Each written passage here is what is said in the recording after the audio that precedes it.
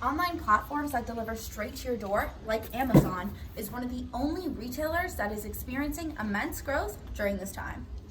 Attending classes in person was a part of many college students' routines, but with classes going virtual, students are becoming accustomed to a new learning model through Zoom.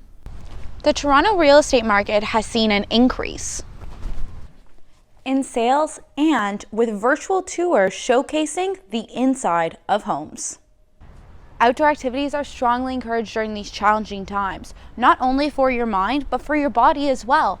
And with indoor gyms now being closed, there's not a better time to get outdoors.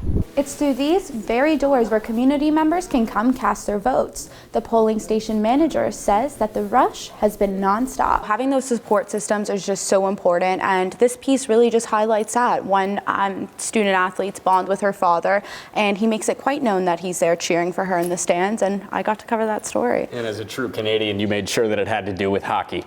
Obviously.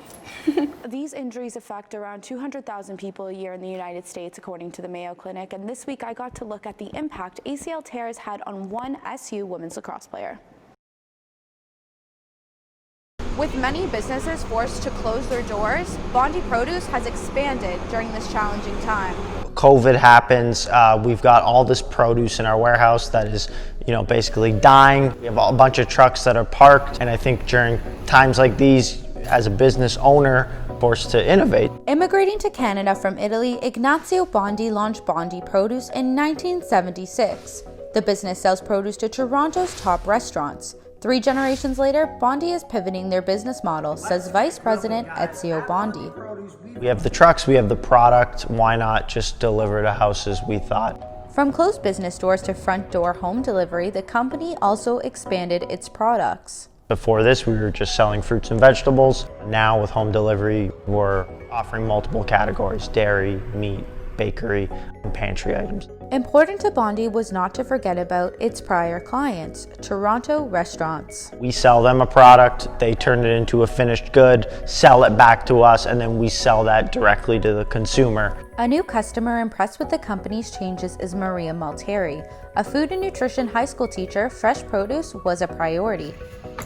I saw it on Instagram and it looked really good. So I had already tried 2 other home delivery services and I wasn't happy with them. So I thought, well, let's try this one. And so I did, and now I order every week. Malteri has now become a regular, but not just because of the produce. I like the way that it's packaged. Everything's eco-friendly. Cardboard boxes, the bags are biodegradable, so that's all, those are all pluses. The service is great. One of Malteri's favorite products comes from an outside retailer. Their olive oil is probably one of the best I've ever had, and it is such a good price point. As for the future of Bondi Produce, they may have just found themselves a new business opportunity. The recent events, the murder of George Floyd, what we've been learning and listening to really in recent weeks really helped motivate us to say that, it's overdue for the Community Foundation to take an action step specifically supporting the Black community. Following the death of George Floyd, there have been movements of change across the world. A movement of change was also sparked in central New York. According to Peter Dunn, the company's president and CEO, he says grants will focus on one specific type of business. So one of the things that we're specifically interested in doing is supporting Black-led nonprofit organizations. So those range in types and sizes. There's some organizations that have been around for decades, some are much younger. Some of them have established contracts and social services, others are really grassroots. The foundation announced the grant on Thursday. Dan says they haven't received any applications yet, but aim to focus on outreach this summer. And they hope the grant will make a difference within the community and local businesses. We're not going to cure structural racism with $1 million. But the Community Foundation's goal is to make the community a place where everyone can thrive.